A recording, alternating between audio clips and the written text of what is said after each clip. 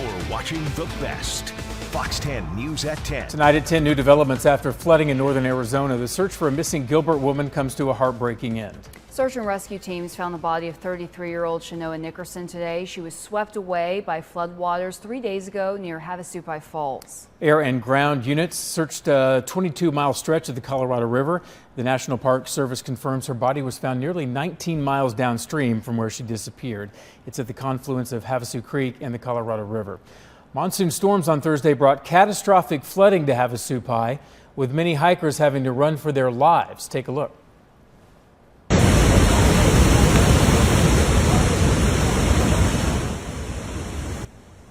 Several hikers tell us the waters turned from aqua blue to a roaring mud flow in less than an hour. Nickerson's husband Andrew says the couple was hiking when they were swept away. Andrew was rescued and called for help from a satellite phone. Now, her family released a statement tonight saying Shanoa's light will forever be a part of all of us, and we will ensure that her spirit continues to shine brightly. Her memory will never fade, and we will honor her by carrying forward the joy and love she brought into all of our lives.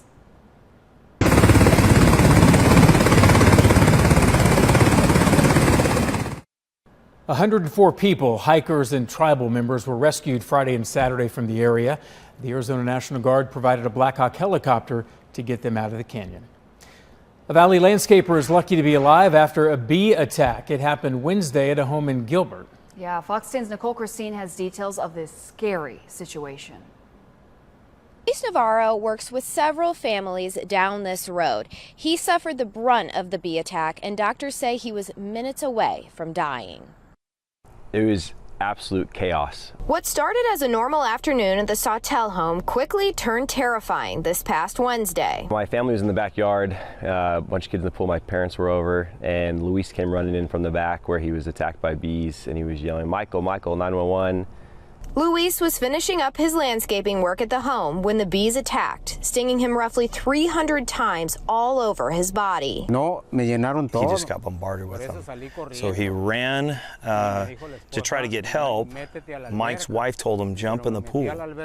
And he said it made it even worse. He said he was only up to his waist. He was trying to splash them off, but they just ended up starting to cover him. Luis ended up in the front yard where he passed out from the pain, but not before he prayed for his life. He was just covered with bees, and he just said, God, don't let me die like this. This would be the worst way to die.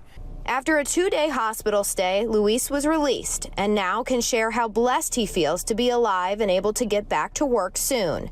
Mike started a GoFundMe to help with Luis's hospital bills and any income missed during his recovery, saying the beloved landscaper is always thinking of others, even in his own trying times. In his absolute angelic just mentalities in the hospital, he's laying in the hospital bed, just drugged up, saying, I think God put me in the way so your kids wouldn't get stung. I think I was taking all of the stings so no one else would, which if you didn't love him already, that'll make you.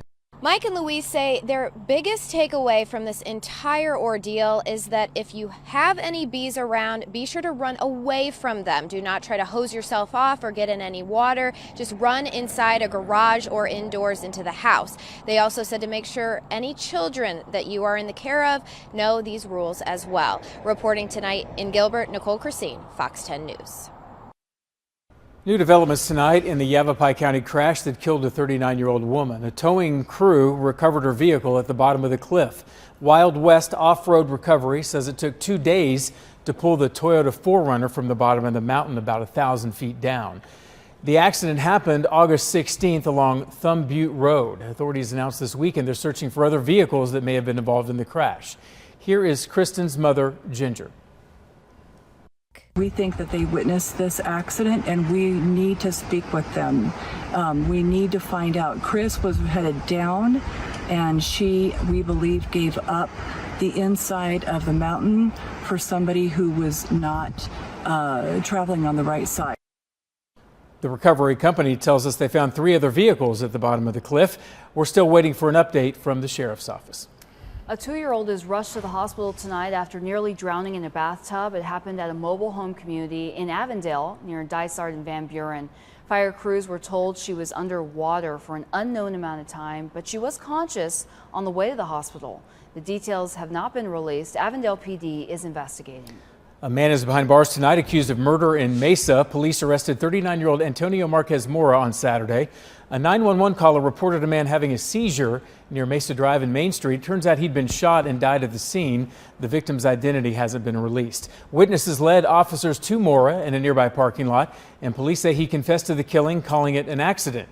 He's facing charges of second-degree murder. New details tonight about a triple shooting in South Phoenix. Police tell us 30-year-old Jeremy Cara was killed. The shooting happened early Saturday morning near 19th Avenue in Dobbins. Officers found 3 people suffering from gunshot wounds. A man and a woman are expected to survive. Detectives believe the suspects drove away on 19th Avenue, and there is no description at this time. No word on a possible motive. If you can help, please call Silent Witness at 480-WITNESS. A West Valley church complex is badly damaged after a fast-moving fire. It broke out early Sunday morning at the Alhambra Beloved Community Church near 19th Avenue in Glen Rosa. Phoenix fire officials say the fire started in the gymnasium and spread to several classrooms. They kept it from spreading to other buildings on the campus. We talked to the pastor about plans to move forward, including finding volunteers to clean up the mess. Going inside there, everything is just so charred. The roof is charred. From the roof to the ground, so it looks like it's a total loss. A lot of outreach goes out through our gymnasium, and so that's going to be the biggest part going forward is seeing what are those next steps for us to be able to get back at it. No one was hurt, and the cause is under investigation. Defendants in the so-called fake electors case head to court tomorrow. 11 Republicans are accused of submitting a document that falsely declared Donald Trump the winner of the 2020 election in Arizona. Joe Biden won the state by about 11,000 votes. Lorraine Pellegrino pled guilty to 1 count of filing a false document, and former Trump lawyer Jenna Ellis had the charges dropped in exchange for her testimony. Up next, Democrats open another campaign office in the West Valley and how much the Harris Walz campaign has raised so far.